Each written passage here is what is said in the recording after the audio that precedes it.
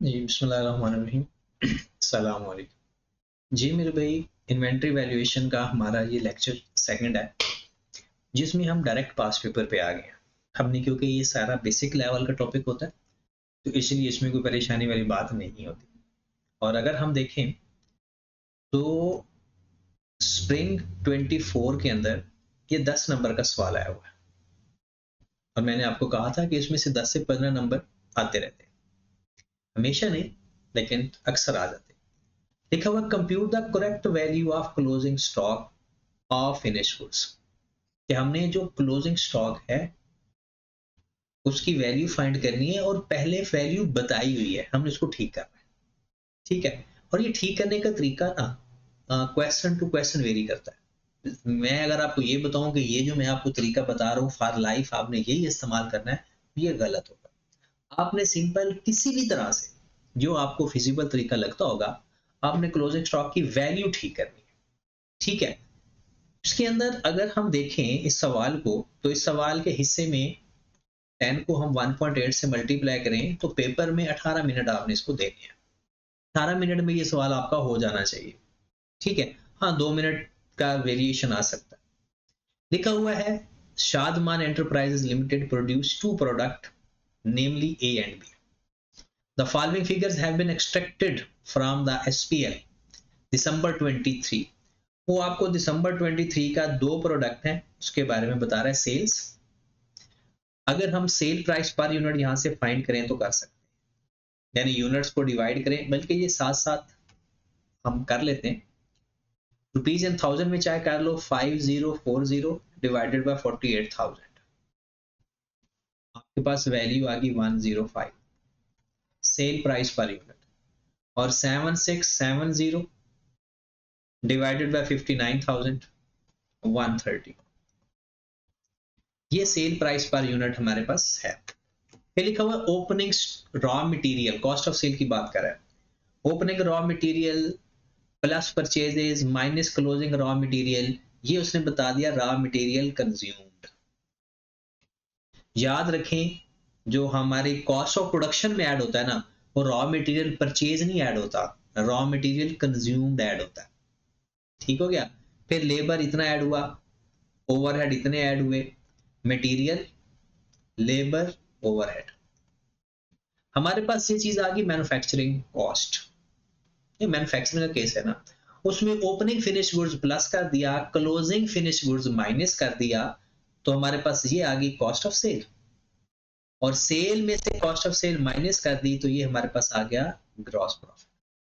और हमसे ही वो पूछ रहा है, ये जो क्लोजिंग स्टॉक है वो कहता है उसको सही करो, ए का भी और बी का भी। बाकी पूरा डाटा जो उसने दिया हुआ है वो फर्दर कुछ और इंफॉर्मेशन के लिए होगा। हमसे वो यही कह रहा है कि क्लोजिंग स्टॉक को सही करना है, 12,000 यूनिट्स और 16,000 यूनिट। Got it. अब हम देखते हैं एडिशनल इंफॉर्मेशन में।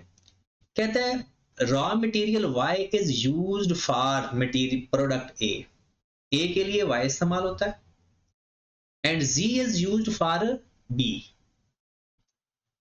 ठीक होगी बात। कहते हैं फाइफो मेथड इस्तेमाल हो रहा है। लो जी, एक और कहानी का पता चल गया। कहते हैं both the products are produced in the same premises and total factory overhead are allocated on the basis of cost of direct labour. मतलब ये बात भी उसने हमें बता दी कि आपने जो फैक्ट्री ओवरहेड है वो किस पे एलोकेट कर, और साथ ही उसने बता दिया कि 1 घंटे की जो लेबर कॉस्ट है वो 400 रुपए। दैट इज एडिशनल इंफॉर्मेशन जो हमें इस्तेमाल करनी पड़ सकती। अभी तक सवाल के अंदर कुछ नहीं पता चला। अगर यहां तक सवाल होता ना, तो हमारा यही आंसर होता, ये जो गिवन है इसके अंदर। लेकिन आगे वो कहता है ड्यूरिंग द ईयर, यहां पर गलतियां हुई, और गलतियां भी सिर्फ 3 है। कहते हैं during the year trade discount 120,000 on the purchase of raw material Y erroneously credited to purchase of raw material Z। मतलब ट्रेड डिस्काउंट हम ना मटेरियल कॉस्ट में से माइनस करते हैं। कहता था करना था रॉ मटेरियल वाई में से माइनस, वाई में से माइनस कर देना था, कर दिया जी में से माइनस। अब सही करने के लिए क्या करेंगे, रॉ मटेरियल जो वाई है उसमें जाकर प्लस कर देंगे, और जिसमें प्लस किया हुआ है उसमें जाकर माइनस कर देंगे। वो कहता है ये ट्रेड डिस्काउंट वाई में से माइनस होना था तो वाई में से माइनस कर देंगे, और जी में जाकर ऐड हो चुका है, जी में जाकर ऐड कर देंगे, क्योंकि उसमें से माइनस हुआ है ना, इसमें से गलती से माइनस हुआ है, इसमें से गलती से ट्रेड डिस्काउंट माइनस हुआ है, इसमें जाकर प्लस कर देंगे, सवाल हमारा ठीक हो जाएगा। इसका मतलब है रॉ मटेरियल गलत होने की वजह से, हमारा रॉ मटेरियल गलत होने की वजह से वो जो रॉ मटेरियल की कॉस्ट फिनिश गुड्स में आ चुकी है वो भी गलत हो गई। आगे चलते हैं, कहता है 250 indirect labour hours are erroneously recorded as direct labour. इसमें क्या होता है, इनडायरेक्ट लेबर हमारा फैक्ट्री ओवरहेड में आता है और डायरेक्ट लेबर आवर्स हमारा प्राइम कॉस्ट में आता है। वो कहता है कि एक फैक्ट्री ओवरहेड की कॉस्ट लेबर कॉस्ट में गलती से ऐड कर दी। वो क्या कह रहा है कि 250 इनडायरेक्ट लेबर, 250 और रेट सबका बराबर है, ये देखें both direct and indirect labour are 400, मतलब 250 आवर्स को 400 से मल्टीप्लाई किया तो ये बनता है तकरीबन 1 लाख। कहता है जो 1 लाख रुपया है वो था इनडायरेक्ट लेबर का, हमने लिख दिया डायरेक्ट लेबर में। इसका मतलब हुआ हमारा डायरेक्ट लेबर भी गलत हो गया और फैक्ट्री ओवरहेड भी गलत। मतलब एक डायरेक्ट लेबर की कॉस्ट इनडायरेक्ट लेबर में लिख दी, sorry indirect labour cost direct labour में लिख दी, तो गलत हो गया ना। अब क्या करेंगे, डायरेक्ट लेबर से माइनस कर देंगे और इनडायरेक्ट लेबर मतलब के factory overhead, indirect labour factory overhead में ऐड होते हैं तो फैक्ट्री ओवरहेड में ऐड कर दें। ओके होगी बात। नेक्स्ट कहता physical stock checkout the auditor revealed that 2000 units of A and 1000 units of B were damaged. अगर डैमेज हो गए तो एनआरवी टैक्स लग जाए। कहता they can be sold 20% below their normal selling price. अब सवाल ये है, आपका ये जो क्लोजिंग स्टॉक पड़ा हुआ है इसकी हमने सही वैल्यू फाइंड करनी। तो सबसे पहले इसको सवाल को स्टार्ट करने का ये तरीका होगा कि पहले देखें कि नाम क्या है बिजनेस का, शादमान एंटरप्राइज लिमिटेड, मतलब SEL। पेपर में पूरा लिखना SEL, करेक्ट स्टॉक वैल्यूएशन या correct closing stock, corrected closing stock या स्टॉक वैल्यूएशन। हमारे पास दो तरह के स्टॉक हैं, एक ए है और एक बी है। ए के भी गुड यूनिट्स भी हैं और डैम यूनिट्स भी, और बी के चाहे आप इसको अलग अलग कर लें या एक ही साथ कर लें, वो आपकी अपनी मर्जी है। बी के भी गुड यूनिट्स भी हैं और डैमेज यूनिट्स भी। वही तरीका कार यहां पर हम यूनिट्स लिख लेते हैं, यहां पर हम लिख लेंगे कॉस्ट, टोटल लिख लेना या पर यूनिट लिख लेना एक ही बात है, चाहे टोटल कॉस्ट लिख लो चाहे पर यूनिट लिख लो, इसमें कोई मसले वाली बात नहीं होती। और यहां पर लिख लेते हैं NRV per unit, NRV per unit, और यहां पर लिखेंगे lower of cost and NRV या क्लोजिंग स्टॉक। यही हमारा फॉर्मेट होता है क्लोजिंग स्टॉक। अब ए के टोटल यूनिट्स कितने, ए के टोटल यूनिट्स है 12,000, जिसमें 2,000 डैमेज है, ये देखें, तो गुड यूनिट हो गया 10,000 और डैमेज यूनिट हो गए 2,000। फिर बी के 16,000 क्लोजिंग स्टॉक के यूनिट पड़े हुए हैं और डैमेज कितने हैं 1,000, तो गुड में लिख देंगे 15,000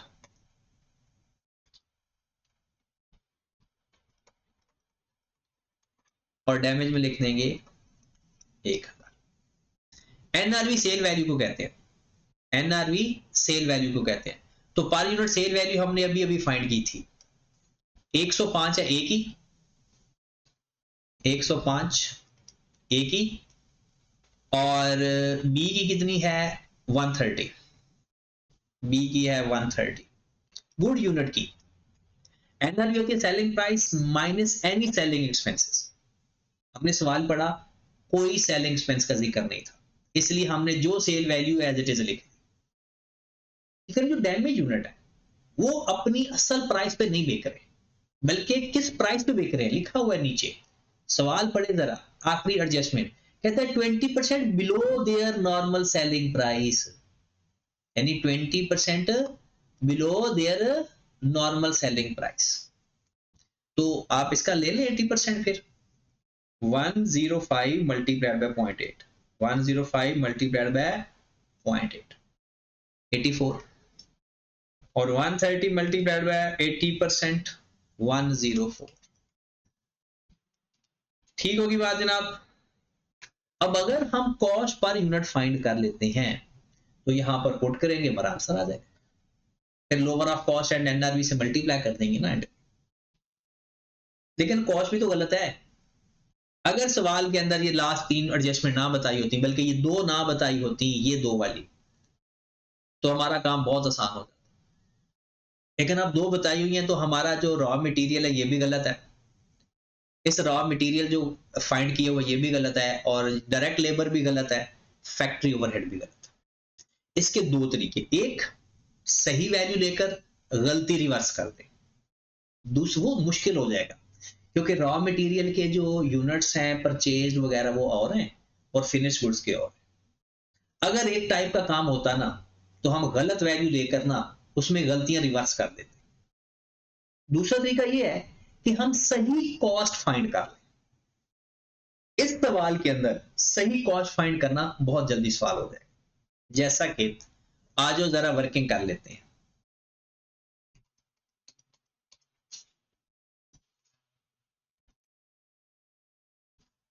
हाँ जी, वर्किंग नंबर 1,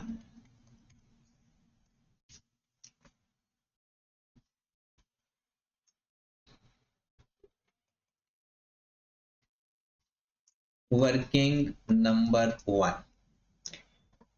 ए को भी देख, एक जगह पर ए लिख लेते हैं, एक जगह बी लिख लेते हैं। अब आपने मुझे बताना है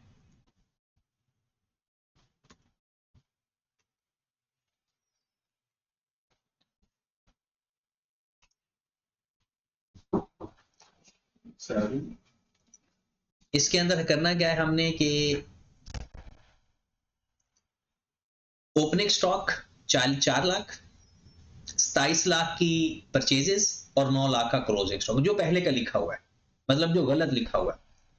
अगर हम बात करें कि ओपनिंग स्टॉक इसका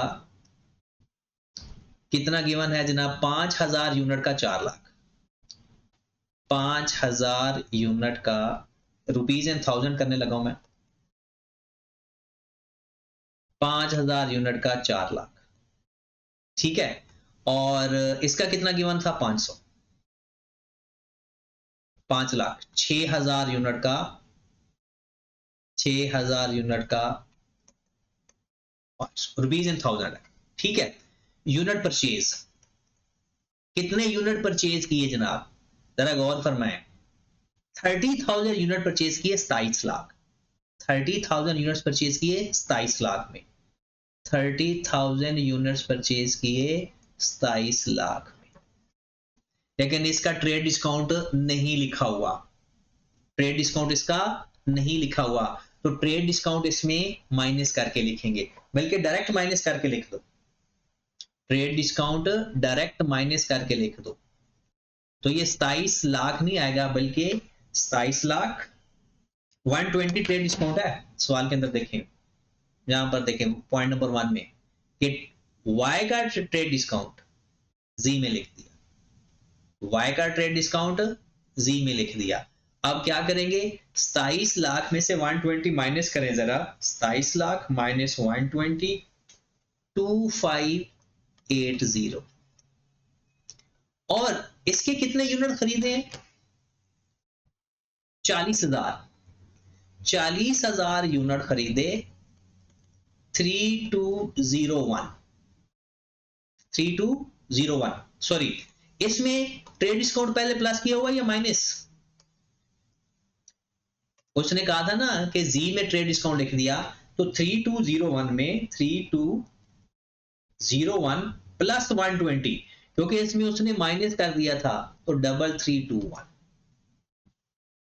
क्लोजिंग स्टॉक माइनस करेंगे। कितने यूनिट्स हैं क्लोजिंग स्टॉक के? दोनों के यूनिट मुझे बता दीजिएगा जरा। एक के 10,000 हैं और एक के 7,000 है। अब जरा ध्यान से देखना, सबसे पूरे सवाल के अंदर ना इंपॉर्टेंट बात वो जो थी वो यही है, इसके अलावा और कुछ भी नहीं था। क्लोजिंग स्टॉक जो होता है फाइफो मेथड के अंदर, वो किस पे वैल्यू हुआ पड़ा है? जितने इसकी वैल्यू है ना वही इसकी वैल्यू होती है। जितनी 40,000 की वैल्यू होगी वही इसकी वैल्यू होगी।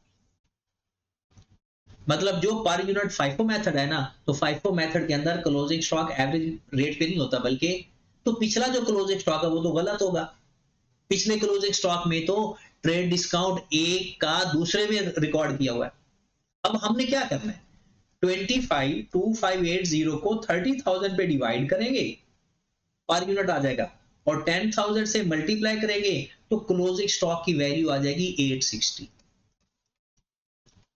पूरे सवाल के अंदर यही मसला है। अब बी पे जाएं जरा। बी में क्या था, 3321 डिवाइडेड बाय 40,000 मल्टीप्लाइड बाय 7,000, कितना आ गया?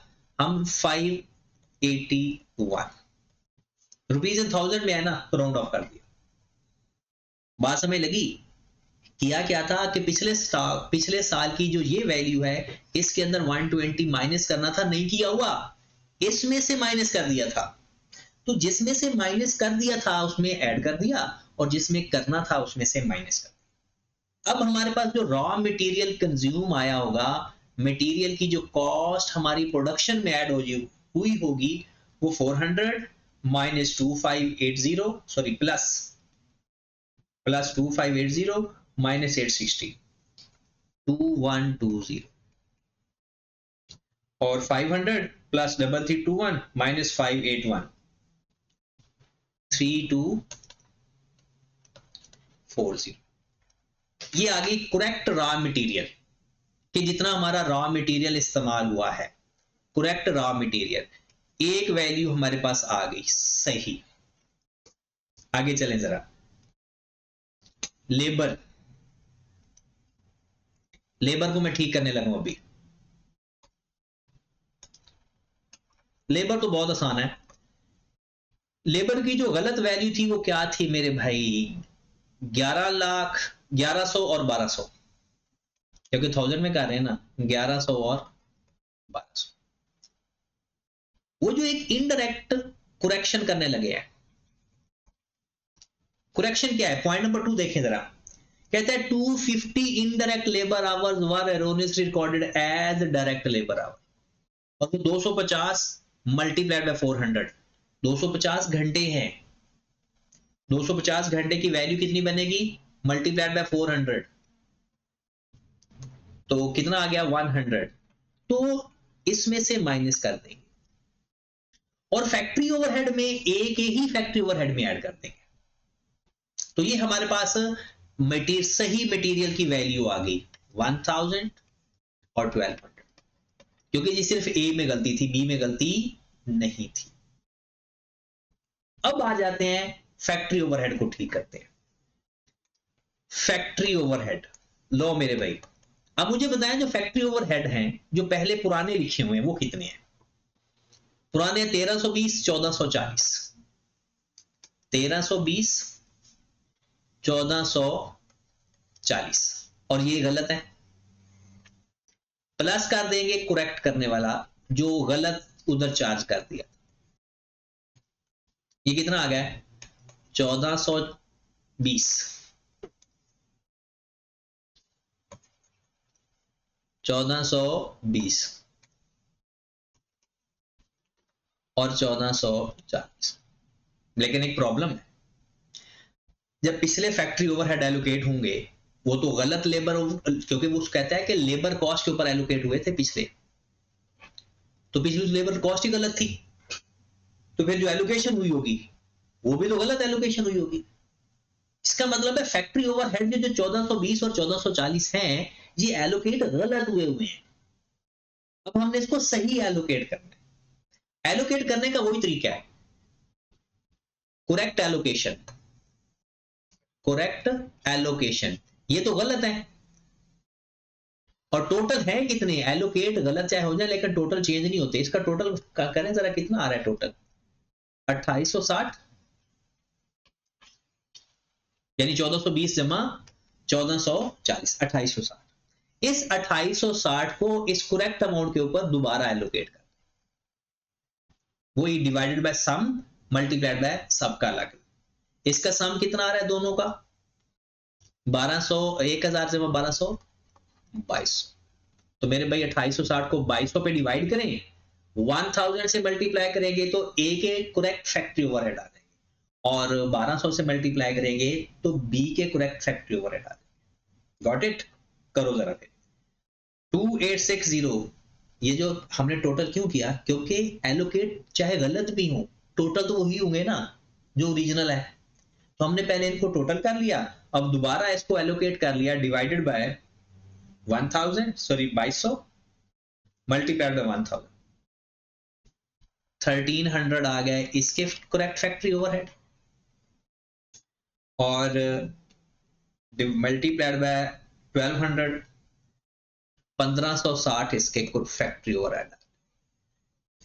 लो मेरे भाई, मटेरियल भी सही हो गया, लेबर भी सही हो गया, ओवरहेड भी सही हो गया। तो total correct total cost, correct total cost, correct material plus correct labour plus correct overhead. लो मेरे भाई, ये आपके पास सारा डाटा पड़ा हुआ है करेक्ट। 2120 प्लस करेक्ट लेबर, मैं हाईलाइट कर देता हूं, ये करेक्ट डाटा है जनाब, बाकी सारी वर्किंग है।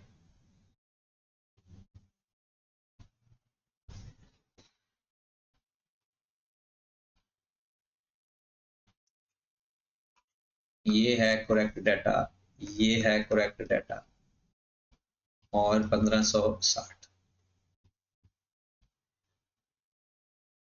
ये है करेक्ट डाटा। इनको प्लस करें जरा, 2120 प्लस 1000 प्लस 1300, 4420, और उसका भी करेक्ट कर लें जरा, 3240,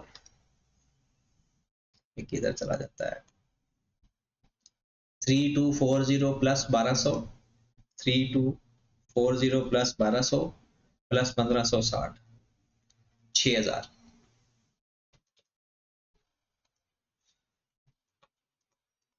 ये टोटल कॉस्ट आ गई, जितने यूनिट हमने बनाए, मटेरियल लेबर ओवरहेड।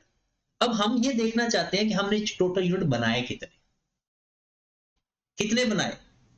48,000 तो सेल कर दिए, यहां पर देखिएगा जरा ऊपर, 48,000 सेल कर दिए, 10,000 पहले पड़े थे, 12,000 क्लोजिंग स्टॉक में पड़े हुए, बिल्कुल सेम।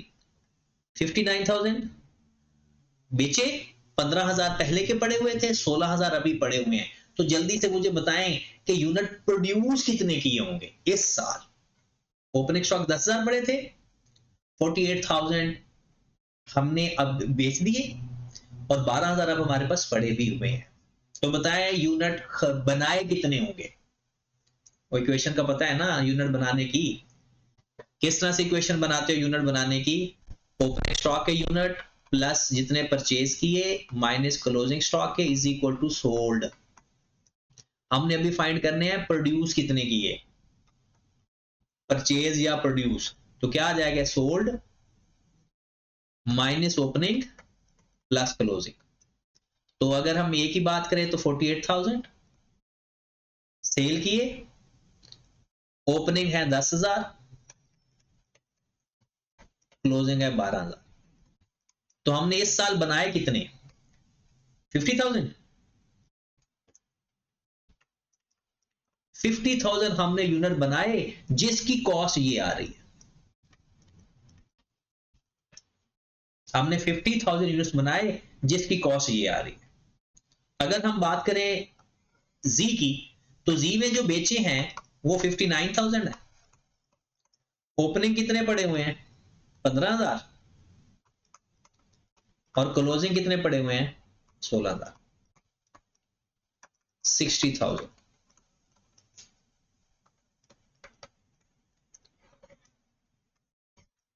और अगर मैं आपसे पूछूं पर यूनिट कॉस्ट कितनी पड़ी हमें बनाने में, ये टोटल कॉस्ट इन 1000 में है, ये इन 1000 में है, ऊपर हमने लिखी हुई है, तो बताएं जरा पर यूनिट कॉस्ट कितनी पड़ी।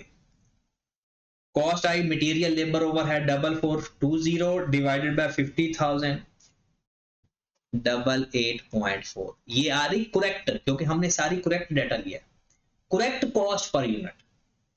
और 6 मिलियन डिवाइडेड बाय 60,000 100। तो मेरे भाई इस सवाल के अंदर दोबारा सुन लें, मटेरियल का वो जो ट्रेड डिस्काउंट था, क्लोजिंग स्टॉक में एलोकेट करना था, वो एक टेक्निकल बात थी, वरना बाकी आसान था सवाल। आए जरा सवाल आपका हो चुका है, अब आप इसको एलोकेट कर दें अपने अपने सवाल के अंदर। ये सवाल हम लिख कर गए थे, इस सवाल के अंदर कॉस्ट पर यूनिट आ गई हमारे पास इस 88.4 और इसकी 100। लो मेरे भाई, ये करेक्ट कॉस्ट आ गई, एनआरवी हमें पहले से गिवन है, यूनिट्स हमारे पास अवेलेबल है, अब lower of cost and NRV से मल्टीप्लाई करेंगे, हमारे पास आंसर है। तो बताओ जरा 10,000 यूनिट्स को मैं किससे मल्टीप्लाई करूंगा? Lower of cost and NRV, तो 10,000 मल्टीप्लाइड बाय 888.4, तो 884000। और 2000 को मैं किससे मल्टीप्लाई करूंगा? ये मेरी कॉस्ट है, ये मेरी एनआरवी है, lower of cost and NRV, तो 2000 मल्टीप्लाइड बाय 84 162,000।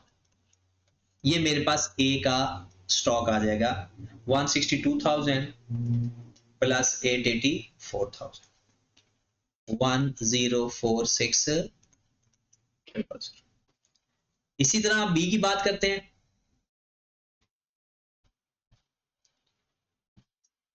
बी हमारे पास आ गया, बी की वैल्यू कैसे निकालेंगे जनाब? 15,000 को किससे मल्टीप्लाई करूंगा? 15,000 को 100 से मल्टीप्लाई करूंगा तो 15 लाख। और 1000 को किससे मल्टीप्लाई करूंगा? Lower of cost and NRV, lower of cost and NRV, तो इसको भी कॉस्ट से ही मल्टीप्लाई करूंगा क्योंकि इसकी कॉस्ट ही कम आ रही है, तो 16 लाख। लो मेरे भाई, ये हमारा सवाल था जो कि 10 नंबर का सवाल पेपर में आया हुआ है। मेन हमारा स्ट्रक्चर ये था, बाकी हमने फाइंड कर लिया उससे वर्किंग करके। मेन वर्किंग वही, प्रॉफिट ही आपने ठीक करना था, ठीक है, तो ये आपका मेन जवाब है। ओके, नेक्स्ट क्वेश्चन सितंबर 2023 के नेक्स्ट, पहले आपने उसको ट्राई करना है, स्प्रिंग प्लस ऑटम 23 क्या, ये सवाल ट्राई करना है, फिर अगली रिकॉर्डिंग पे जाना है, ठीक है, और इस सवाल को एक दफा दोबारा भी हल करना। ओके जी, अल्लाह हाफिज़। अच्छा एक मिनट, ये एक वैल्यू देख लें इस क्वेश्चन के अंदर, देखना जरा एकदम वापस क्वेश्चन पे आओ जरा। आज के इसमें एक वैल्यू ये देख, ये वैल्यू इसको मल्टीप्लाई करो ना इसको इसके साथ, तो ये 168 आता है, 162 नहीं है, 168 को ऐड करो तो ये बन जाएगा 105,